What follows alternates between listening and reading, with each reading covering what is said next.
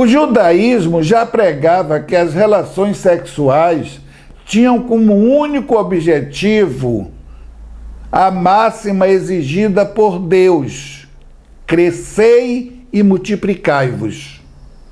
Até o início do século IV, essa ideia, porém, ficou restrita à comunidade judaica e aos poucos cristãos que existiam. Nessa época, o imperador romano Constantino converteu-se à fé cristã e, na sequência, o cristianismo tornou-se obrigatório no maior império do mundo. Como o sexo passou a ser encarado apenas como forma de gerar filhos, a homossexualidade virou algo antinatural.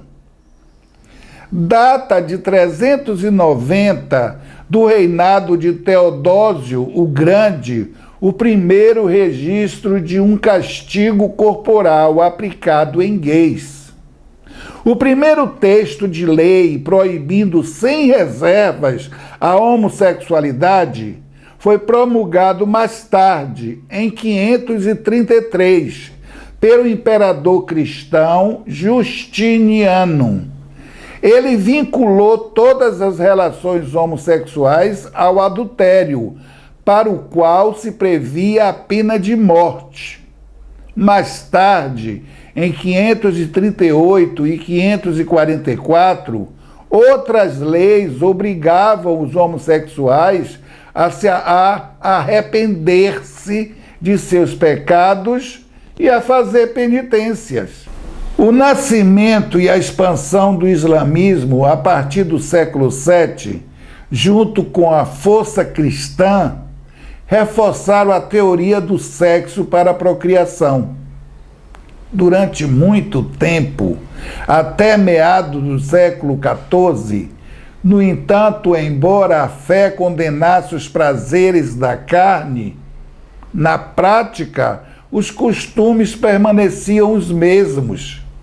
A Igreja viu-se, a partir daí, diante de uma série de crises. Os católicos assistiram horrorizados à conversão ao protestantismo de diversas pessoas após a reforma de Lutero. E com o humanismo renascentista, os valores clássicos, assim como o gosto dos antigos pela forma masculina, voltaram à tona.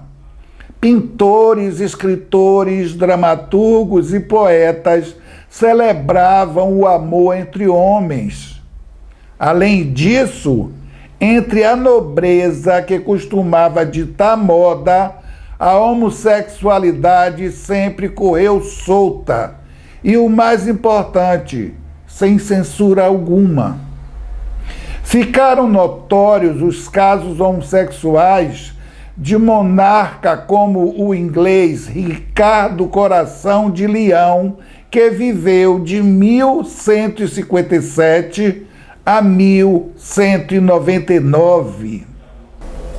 No curto intervalo entre 1347 e 1351, a peste negra assolou a Europa e matou 25 milhões de pessoas. Como ninguém sabia a causa da doença, a especulação ultrapassava os limites da saúde pública e alcançava os costumes.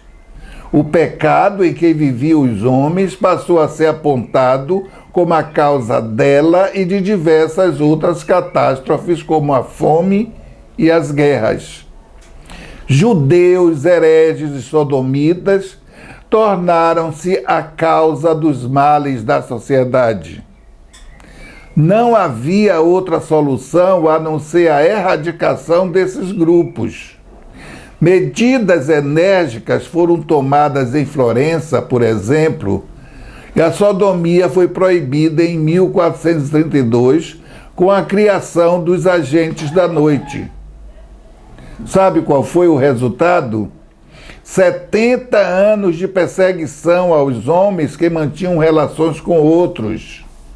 Entre 1432 e 1502, mais de 17 mil foram incriminados e 3 mil condenados por sodomia, numa população de 40 mil habitantes.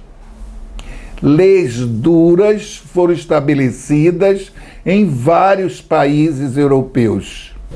Na Inglaterra, o século XIX começou com o enforcamento de vários cidadãos acusados de sodomia, que é o coito anal. E entre 1800 e 1834, 80 homens foram mortos. Apenas em 1861, o país aboliu a pena de morte para os atos de sodomia, substituindo-a por uma pena de 10 anos de trabalhos forçados. Para não alongar muito, aguardem a próxima parte deste assunto. Não esqueçam de deixar o seu like, se inscreva no canal, deixe seu comentário, ative as notificações e compartilhe. O próximo vídeo nós falaremos sobre a homossexualidade e a ciência. Conto com a vossa audiência. Um abraço, Romário Machado.